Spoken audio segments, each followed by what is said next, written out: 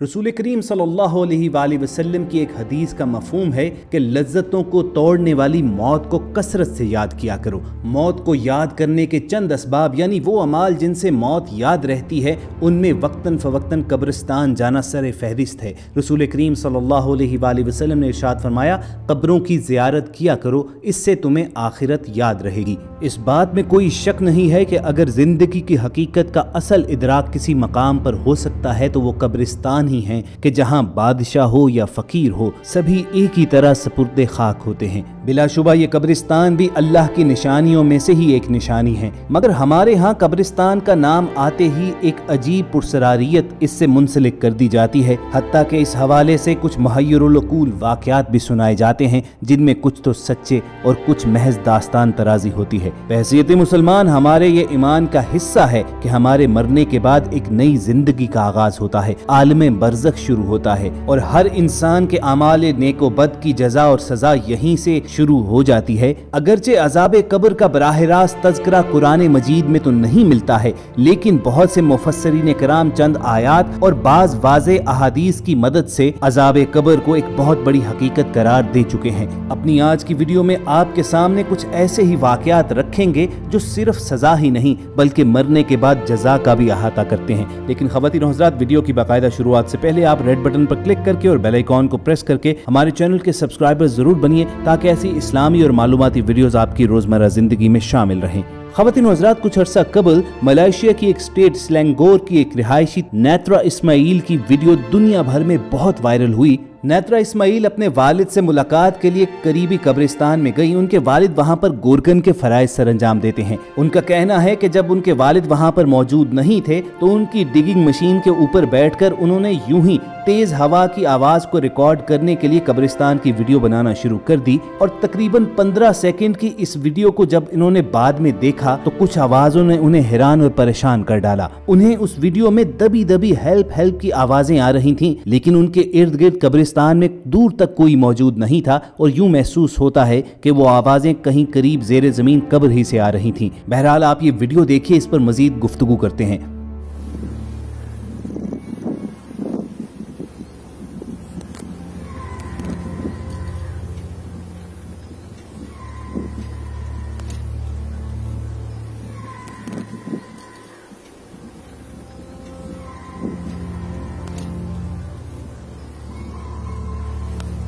नेत्रा इस्माइल का कहना था कि जब ये वीडियो बनाने के बाद उन्होंने उसे देखा तो उन्हें एहसास हुआ कि शायद यहाँ से आवाज़ें आ रही हैं। उन्होंने अपने वालिद को भी ये वीडियो दिखाई तो वो ये नहीं चाहते थे कि इस वीडियो को पब्लिक किया जाए, क्योंकि वो चाहते थे कि कब्रिस्तान का एहतराम मलहूज़े खातिर रखा जाए। मगर नेत्रा इस्माइल का कहना था कि उनके जहन में आया कि लोगों को इस जिंदगी की हकीकत के बारे में ज़रूर आगाह किया जाना चाहिए। चुनाचे अपनी फेसबुक प्रोफाइल पर उन्होंने ये वीडियो अपलोड कर दी और ये पूरी दुनिया में फैल गई। इस वीडियो के हवाले से लोगों की मुतजाद आरा थी। कुछ लोगों के ख्याल में ये महज तेज हवा की साउंड थी। बहुत से लोगों का मानना ये था कि वाकयातन ये मदद की कोई पुकार थी और शायद किसी बदनसीब पर अजाब कब्र मौजूद हो, और कुछ लोगों ने तो सरासर इस वीडियो ही को फेक और एडिटेड करार दे दिया। बहरहाल ये मामला हम आप पर छोड़ते हैं। कमेंट सेक्शन में ये वीडियो देखने के बाद आप हमारी रहनुमाई जरूर कीजिएगा। दोस्तों, कुछ साल पहले अजाब कब्र के चंद वाकयात कराची के रोजनामा उम्मत के एक फीचर में शेयर किए गए थे। मशहूर शाह मोहम्मद कब्रिस्तान के गोरकन खुदा बख्श का कहना यह है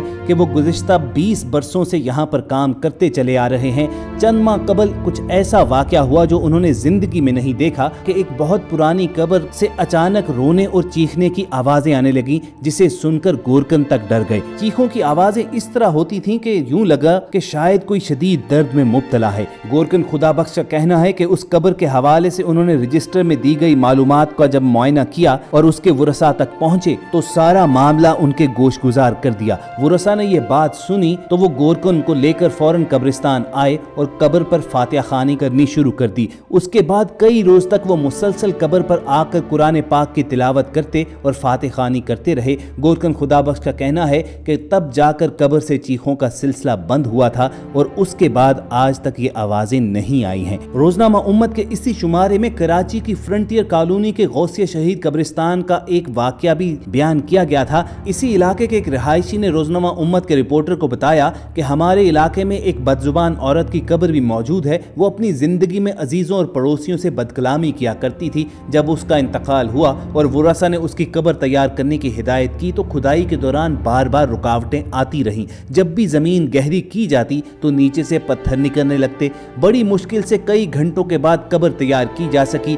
जब वरसा जनाजा लेकर पहुंचे और मैयत को कब्र में उतारा जाने लगा तो यूं लगा कि जैसे उसकी दीवारें तंग हो गई हैं और ऐसा लगता था कि लाहद भी उस मैयत को कबूल करने से इनकार कर रही है। ये देखकर वरसा घबरा गए और इलाके की मस्जिद के पेशमाम को ले आए, जिन्होंने दुआए मगफिरत करवाई और कब्र के पास जाकर काफी देर तक कुरान पाक की तिलावत की, जिसके बाद मैयत की तदफीन मुमकिन हो सकी। तदफीन के बाद जब फातिखानी से फारिग होकर लोग वापस जाने लगे तो मुबैना तौर पर कब्र से बाकायदा रोने और चीखने की आवाजें आने लगी, जिससे मकामी लोग खौफजदा हो गए और इस्तग़फ़ार पढ़ते हुए कब्रिस्तान से बाहर चले गए। ख़वातीन हज़रात, ये तो कोई नहीं जानता कि इन बयान किए गए वाक़यात में मुबालगा आराई कितनी थी और सदाकत कितनी, लेकिन मरने के बाद जज़ा और सज़ा के अमल का होना हमारे ईमान का हिस्सा है। जिस तरह बदअमालियां करने वाले नाफरमानों को अल्लाह ताला सजा देता है तो उसी तरह अल्लाह रब्बुल इज़्ज़त नेक बंदों के दुनिया से चले जाने के बाद भी कुछ ऐसे वाक़यात का ज़ुहूर करता है जो लोगों के अल्लाह पाक और यौम हिसाब पर ईमान की मजबूती का बायस बनते हैं।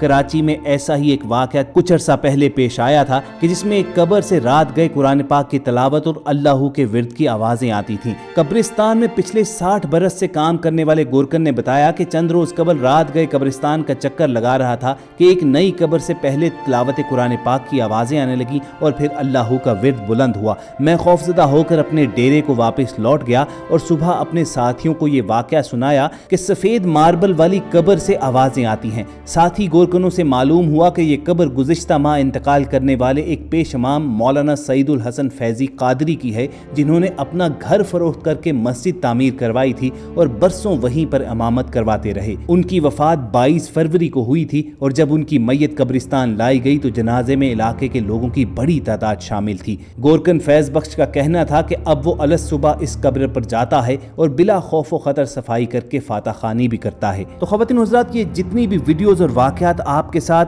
आज शेयर किए हैं, इनका मकसद महज एक था कि ज़िंदगी की हकीकत के बारे में आपको आगाह किया जाए। हम जो इस दुनियावी लज्जतों में मशगूल रहकर अपनी आखिरत को भुलाए बैठे हैं तो हमारे साथ कहीं ऐसा ना हो जाए कि आखिरी सांसें आ जाएं और तौबा करने का भी मौका ना मिले। तो आइए मिलकर अल्लाह रब्बुल इज़्ज़त से ये दुआ कीजिए कि जब तक हमारी सांसें चल रही हैं हमारी ज़िंदगियाँ रसूल करीम सल्लल्लाहु अलैहि वसल्लम की हयात मुबारका की तकलीद में गुजरें और जब हमारा इस जहां से रुखसत होने का वक्त आए तो हमारा खात्मा बिल ईमान हो। अगर आपके दिल की भी यही ख्वाहिश है तो कमेंट सेक्शन में आमीन ज़रूर लिखिएगा। हमारी कोशिश होगी कि इस चैनल के तवस्सुत से आप तक ज़िंदगी बदल डालने वाले कुछ ऐसे ही वाक़यात फ्यूचर में भी पहुँचाते रहें और ये वीडियोज़ हासिल करने के लिए आप रेड बटन पर क्लिक करके और बेल आइकॉन को प्रेस करके हमारे सब्सक्राइबर्स बन जाइए। बहुत जल्द आपसे दोबारा मुलाकात होगी। अल्लाह हाफिज़।